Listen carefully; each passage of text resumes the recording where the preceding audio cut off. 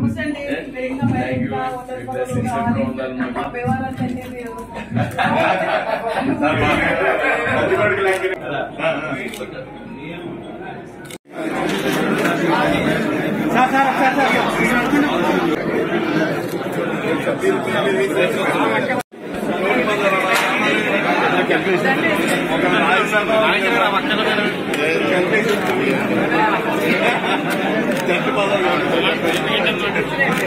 మణిపూర్ బాగుంది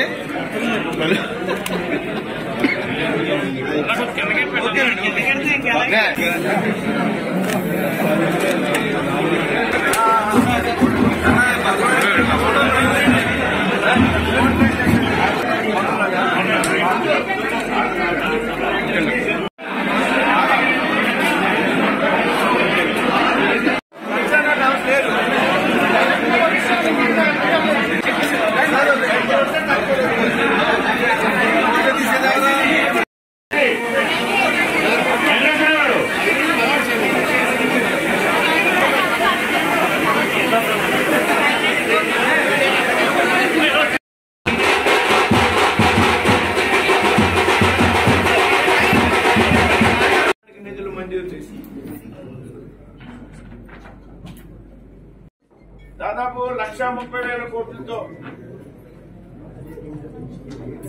3 మేడకలో గ్రీన్. నేను ఎన్నికల్లో పోటీ చేసినటువంటి సందర్భంలో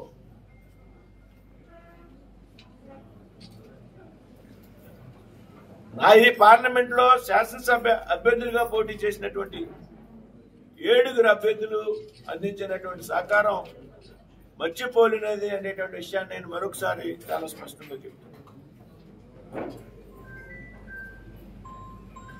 7 అభ్యర్థులు అందించినటువంటి సహకారం కారణంగా నర్సాపురం చరిత్రలో అంతకింత హైయెస్ట్ మెజార్టీ 1,60,000. దాన్ని అధిగమించి దాదాపు 2,80,000 వరకు మెజార్టీ రావడం అనేది 3 పార్టీల కలయిక, 3 పార్టీల కార్యకర్తలు, నాయకుల యొక్క సమిష్టి కృషి, చంద్రబాబు నాయుడు గారు, పవన్ కళ్యాణ్ గారి యొక్క సహకారం, 7 అభ్యర్థులు పెద్ద వచ్చినటువంటి సహకారం కారణంగానే సాధ్యమైంది అనేటువంటి విషయం నేను చాలా స్పష్టంగా చెప్తున్నాను. ఇంత పెద్ద ఎత్తున వచ్చినటువంటి మెజార్టీ కారణంగా నేను కేంద్రంలో మంత్రిగా బాధ్యతలు స్వీకరించుకున్నాను. మంత్రిగా బాధ్యతలు స్వీకరించాక కూడా ఈ సంవత్సర కాలంలో నాకు 7 శాసనసభ్యులు అందించినటువంటి సహకారం కూడా మరువలేనిది అనే విషయాన్ని ఈ సందర్భంగా చెప్తున్నాను. ఒకసారి ఫోటో తీసుకోండి. సమన్వయం చేసుకుని ముందుకు వెళ్తామనేటువంటి విషయాన్ని ఈ సందర్భంగా తెలియజేస్తూ ఉన్నా. నీ కొంప ఏంటి? అక్కడ నీ కొంపలో ఏం జరుగుతుంది? ఇదే దుకాణం నడుపుతున్నావా? నీ కొంపలో నువ్వు ఇదే దుకాణం నడిపితే అది నీ వరకు పరిమితం చేసుకోవాలి, కానీ అమరావతికి అంటగట్టడం అనేది సంస్కారం లేనటువంటి మనుషుల యొక్క ఆలోచన.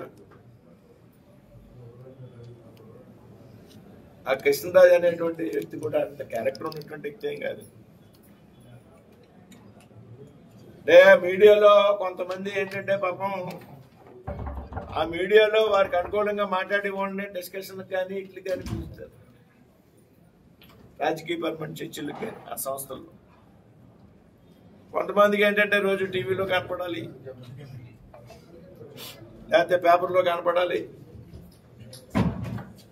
ఆ ఛానల్కి వెళ్తే ఆ ఛానల్కి అనుకూలంగా మాట్లాడితే కానీ మనల్ని మరొకసారి పిలవడం, లేకపోతే మరొకసారి రాయుడు.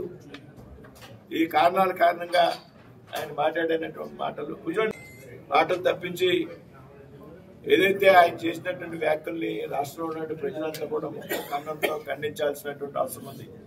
ఇటువంటి బాధ్యతారాహిత్యమైనటువంటి ప్రకటనలు చేస్తే చూస్తూ ఊరుకోరనేటువంటి విషయాన్ని కూడా ఈ సందర్భంగా చెప్పడం.